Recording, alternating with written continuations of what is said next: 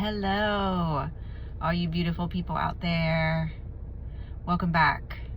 Today, let's talk about being so hard on ourselves, being our own worst enemies, making mistakes, and beating ourselves up over it. Well, I, for one, am over it. I've been beating myself up my entire life, and I want to do something different. So let's do something different. Welcome back to Returning to You. My name's Alyssa. I help women rewrite their stories, open themselves up to love without losing themselves in the process.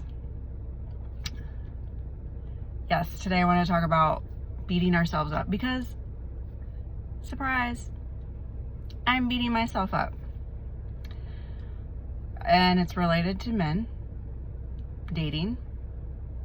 If you've watched previous episodes, you know that I went through a divorce last year.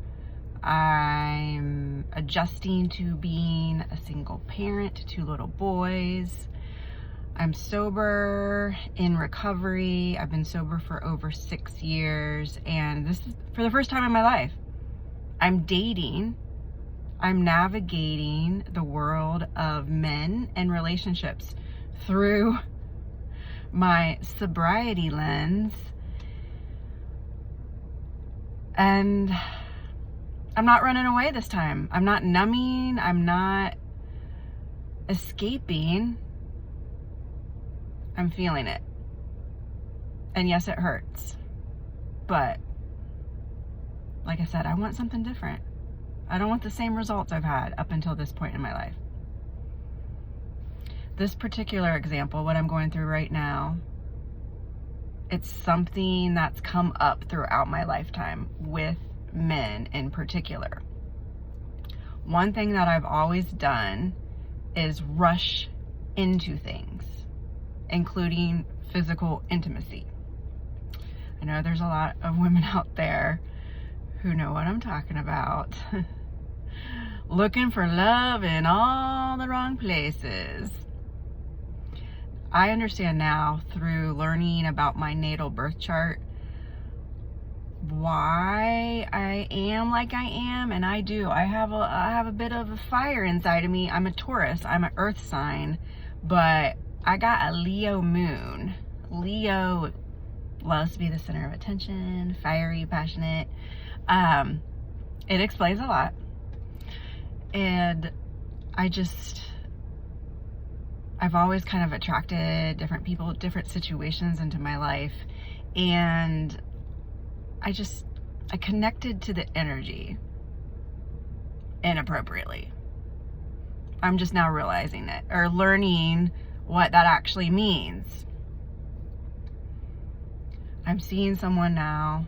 We've been out a few times.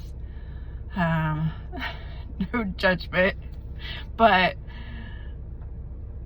yeah, things progressed a little faster than I was planning on it. I really wasn't planning on physical stuff progressing like they did. What happens with me is I get caught up in the moment. I don't have an intention of things crossing the line, but I get caught up in the moment. And then after the fact, here comes the shame. Here comes that wound going back to way back in my life of, oh great, I just self-sabotaged. Or now I'm like way too attached to this person. I ruined it. I'm a bad person. I'm less worthy of all the love that I seek because I moved too fast physically. And then, of course, all the names that as women we call ourselves, because enjoying physical intimacy outside the confines of a marital relationship, especially in certain upbringings, certain cultures, kind of frowned upon. And I suppressed all of that too. I pushed all that stuff down. Yet another reason why I drank and took drugs is because I was so uncomfortable with all those feelings. I just wanted to be chosen. I wanted to be loved. And I thought when I moved into a physical relationship with a man, that was how I was going to get love. I equated sex to love. Also, classic people pleaser, always caring what everyone else thinks and feels. So, hey, this is what he wants. I want him to want me. So I'm just going to go along with it. Never really tuning in to what I wanted. Hence the shame afterwards. But what I'm here to say is I don't need to keep going through the shame spiral. I'm a different person now. I'm not perfect. I am not perfect, and that's okay. That's how I was created, to not be perfect, but I'm trying. I'm learning as I go. I'm doing better. That doesn't mean I'm not going to do things that maybe I question or aren't in my best interest. I wanted to share a couple of tricks that I use when I go down this shame spiral. Number one, go back to that little girl.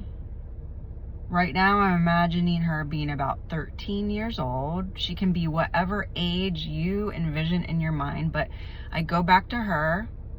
I see her. I go within and I talk to her. And I say, it's okay, baby girl. You are worthy for all the love that you desire and more, just for being you. Not because of being chosen by someone else, by putting out, by getting physical, any of that. You are worthy just the way you are, not based on anything that you need to do. And remind her, I've got you. I'm not going to leave you. Okay? And I'm not perfect. I'm not perfect. That's okay. But we're learning to forgive ourselves, to love ourselves through our little slip-ups. Through it all. We can learn to love ourselves even more through our mistakes. That's really where you can cultivate that self-love, is by forgiving yourself and learning from it. Talking to my inner child. Number one, she's safe. We're good. I think also I would tell my inner child, it's okay to let go. I realized within the past couple of years that I was always chasing after love. I was always chasing, trying to gimme. That's what I wanted. Love. But I realized in the past couple of years, what I was most afraid of, love. Letting go. Being vulnerable. Having someone see me for who I really am, because I was scared that I would be rejected, abandoned. That was pretty powerful. Realizing what I was really scared of was letting go and falling in love. But it's okay. It's okay to let go and allow someone to love me. It's okay to let go and allow someone to love me. And if I decide I don't want to go down that path with this person, that's fine. Just be open. What I did in the past if I was feeling shame about something I did, I was like, oh, well, screwed that over. I self-sabotaged this opportunity, so I'm going to put the walls up. I'm just going to say never mind. I'm going to be the one to leave him, ghost him or whatever. Or I would just settle. I'd be like, okay, we're just going to go down this physical relationship now. We're just going to be friends with benefits, or settle for less than what I actually wanted and desired. Now I can revisit. What did I do? What would I have done differently? What would I have done differently? In this case, I would have been clearer about my boundaries before getting caught up in the moment. Because that's the thing. I know. When I get caught up in the moment, it's all out the window. All out the window. I need to be clearer with my boundaries. When we are in a neutral situation, the hormones and everything aren't clouding the mind. Also, I think in my case, it's probably going to involve a conversation with this person. That's something that's uncomfortable for me. I think this is something that I want to explore more. I probably need to tell them how I'm feeling. Just because certain things happen doesn't mean I'm ready for the whole shebang. You know what I mean? Like, that's uncomfortable for me to let people in and tell them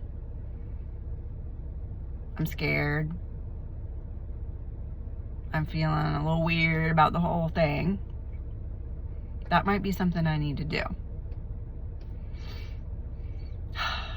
I thought this might be helpful to anyone out there who's struggling, beating yourself up over something you did. It's here for a reason. It's here for you to see it, to be able to do something about it, to heal it, to transform it, and to do something different. And it's look at it like that. It's here to help you get to your next level, and so that you can have the love and everything that you want out of this life. The universe is always conspiring in our favor. Always. Subscribe to my channel if you want more content like this. Have a blessed week. Sending love and light.